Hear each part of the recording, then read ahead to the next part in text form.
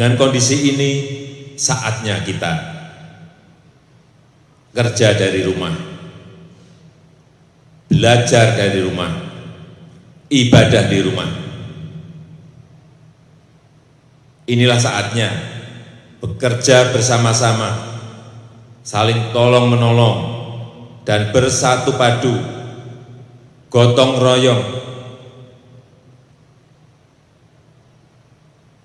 Kita ingin ini menjadi sebuah gerakan masyarakat agar masalah COVID-19 ini bisa tertangani dengan maksimal.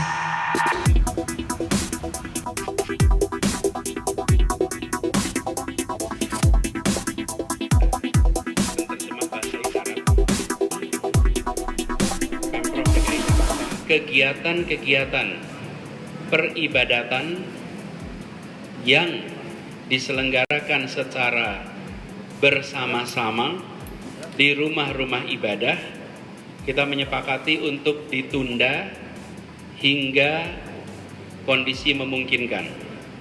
Untuk sementara waktu kita melakukan selama 2 minggu ke depan, 2 pekan ke depan ditunda, nanti kita pantau kondisinya 2 minggu lagi. Konsekuensinya adalah bagi umat Islam, kegiatan sholat Jumat yang biasanya berjalan normal, kalau minggu lalu anjuran kita adalah melakukan sholat Jumat dengan membawa sajadah sendiri, alas sujud sendiri. Maka hari ini kesepakatannya adalah sholat Jumat di Jakarta ditunda selama 2 Jumat ke depan.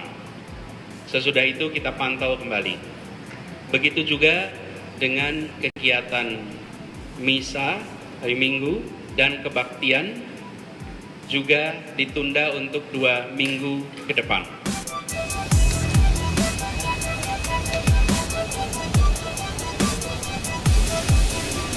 Mirsa, masih berkaitan dengan Hari Pendidikan Nasional yang jatuh pada 4 Mei 2020, tentu saja pola pendidikan di tengah pandemi COVID-19 saat ini menjadi sorotan utama. Kegiatan belajar mengajar antara guru dan siswa berubah drastis, di mana sebagian besar dilakukan secara daring atau online. Nah, bagaimana Kementerian Komunikasi dan Informatika Republik Indonesia menyiapkan infrastruktur untuk pelaksanaan pendidikan di masa pandemi ini?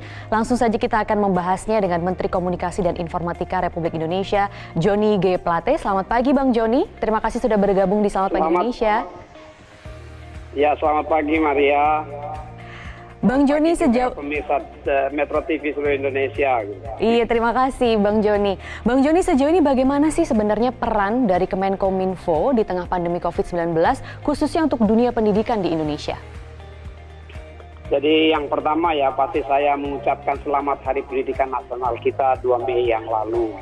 Dan kepada seluruh ekosistem pendidikan di Indonesia, baik para guru, para siswa, orang tua murid, dan segenap masyarakatnya. Juga ya saya ingin menyampaikan bahwa itu sumber pendidikan ini penting karena sumber daya manusia Indonesia untuk sekarang dan masa depan. Sumber daya manusia itu bukan lagi menjadi harta negara, ya, tetapi dia menjadi modal bangsa. Ya, karena dia menjadi modal bangsa, nation capital, maka tentu kita harus menyiapkan pendidikan itu dengan baik. COVID ini sendiri mendorong kita untuk masuk ke transformasi digital yang dipercepat, ya, baik global maupun Indonesia. Nah, transformasi digital ini harus disiapkan melalui satu digital society yang kuat. Nah, untuk digital society yang kuat itu ada 3 unsurnya, Maria. Yang pertama pasti infrastruktur telekomunikasi dan informatika sampai menjangkau the last mile, yaitu titik di mana pemukiman atau masyarakat itu berada. Yang kedua adalah ekosistemnya, teknologi dan perangkat-perangkat untuk mendukungnya, termasuk platform digital di situ, ya, dan aplikasi-aplikasi, dan society itu sendiri, masyarakat itu sendiri, masyarakat digital. Perlu ada talenta-talenta digital. Terkait dengan situasi COVID sekarang ini, ya, yang pasti terjadi perubahan konfigurasi penggunaan teknologi informasi. Wabah COVID-19 yang melanda Indonesia berdampak pada penghentian sementara aktivitas belajar mengajar di sekolah selama 2 pekan ke depan yang berlangsung di beberapa daerah. Merespons hal tersebut, Ruang Guru bersama Telkomsel membuka akses platform pembelajaran online bagi siswa. Upaya tersebut dilakukan untuk membantu belajar efektif di rumah selama masa darurat kesehatan tersebut. Program belajar ini dilakukan dalam mendukung langkah Kementerian Pendidikan dan Kebudayaan, mendorong proses pembelajaran murid secara daring, dan memastikan proses belajar tetap dilakukan selama masa penerapan sistem belajar jarak jauh. Iya, jadi kita sudah persiapkan tentunya karena ini semakin banyak sekolah yang diliburkan ya atau ditutup sementara. Jadi sekarang Ruang Guru itu juga sudah bisa menghandle sampai 4 juta user sekaligus. Ya, jadi seharusnya akan stabil.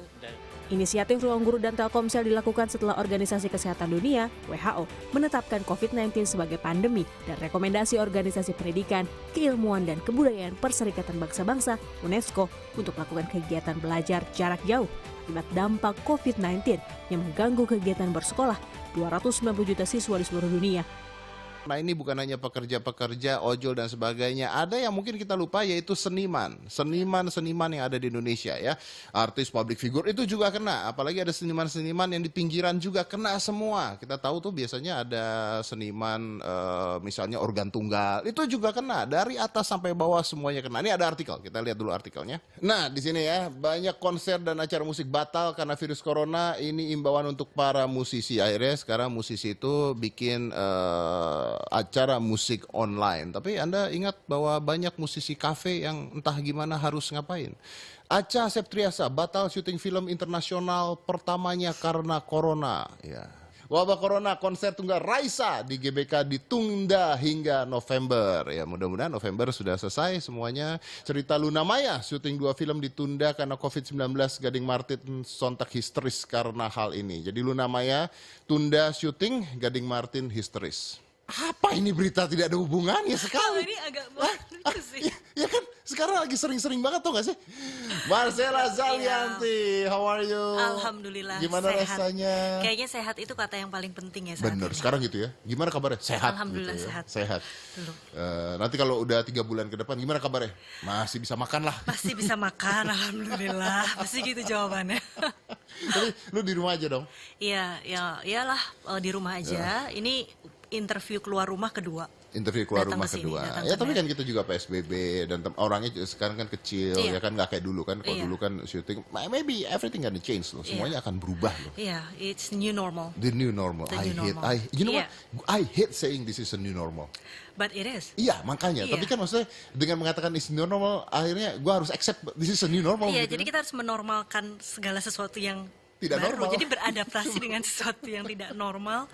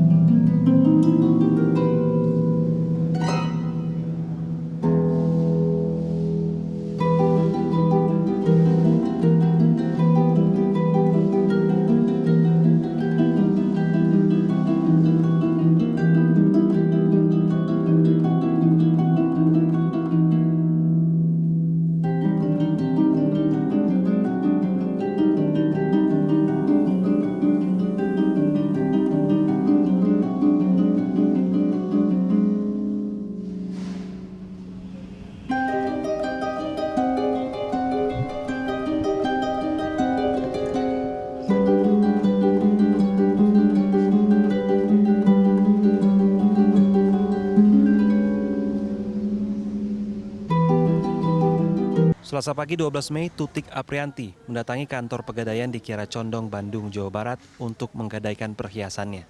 Warga Batu Nunggal ini mengaku terpaksa melakukan hal itu karena suaminya dirumahkan akibat pandemi COVID-19.